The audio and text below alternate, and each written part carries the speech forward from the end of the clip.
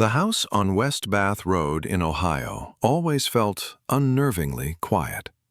The kind of quiet that absorbs sound instead of reflecting it. In that silence moved a boy who learned early how to disappear. Jeffrey Dahmer grew up watching his parents' marriage buckle under constant arguments and long stretches of cold silence. The louder the household became, the quieter Jeffrey got. He wandered the woods alone, more comfortable among trees than people, more drawn to stillness than conversation. By high school, isolation clung to him like a second skin.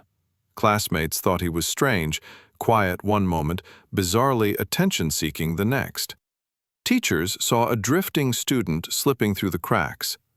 No one imagined the loneliness hardening inside him. The divorce came like a slow collapse. His mother left suddenly, taking his younger brother. His father was gone for work. And in the confusion, Jeffrey, just 18, was left entirely alone in an empty house, drinking heavily, sinking deeper into the silence he knew too well. That solitude became a crossroads he never found his way back from. Adulthood gave him little direction. He failed out of college, was discharged from the army, and cycled through jobs he couldn't keep. Living for a while with his grandmother brought warmth, but no stability. He felt himself fading again, drifting, trying to bury loneliness under alcohol. Then came the Oxford Apartments, Unit 213. The small Milwaukee building was the perfect hiding place for someone who wanted to be invisible. Residents barely noticed the quiet man with blonde hair and wire-rimmed glasses who kept to himself. They noticed the smells, though. Chemical, rotten, alarming. Each time, he offered soft-voiced excuses, spoiled meat, plumbing issues, dead fish. And each time, people accepted them. No one pushed harder. Meanwhile, young men, mostly men of color, many LGBTQ, were vanishing from the city. Missing posters multiplied. Families pleaded with police. The patterns should have been obvious, but the system failed the people who trusted it. No one thought of the soft-spoken man in Unit 213. Everything changed on a humid July night in 1991. Jeffrey approached a group of men near a bar, offering money for photos. Only one, Tracy Edwards, went with him. Inside the apartment, Tracy immediately sensed danger.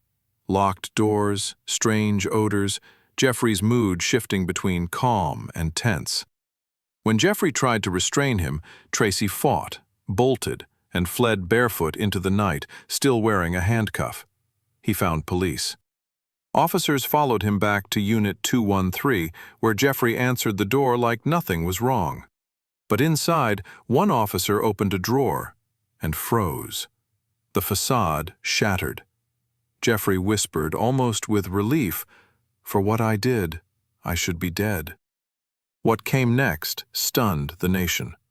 The realization that one man had been operating in plain sight for years, enabled by systemic neglect and the invisibility of marginalized communities.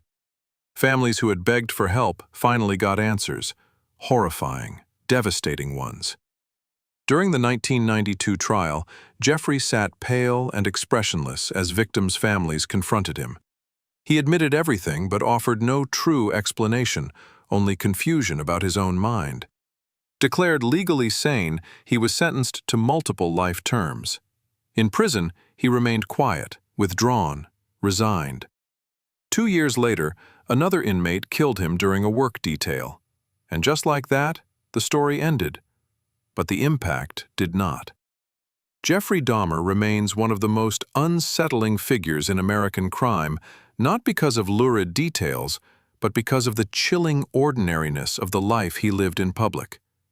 He was the polite neighbor, the quiet coworker, the boy wandering the woods alone. His story endures as a warning about isolation, missed signs, and the deadly consequences of being overlooked in all the wrong ways.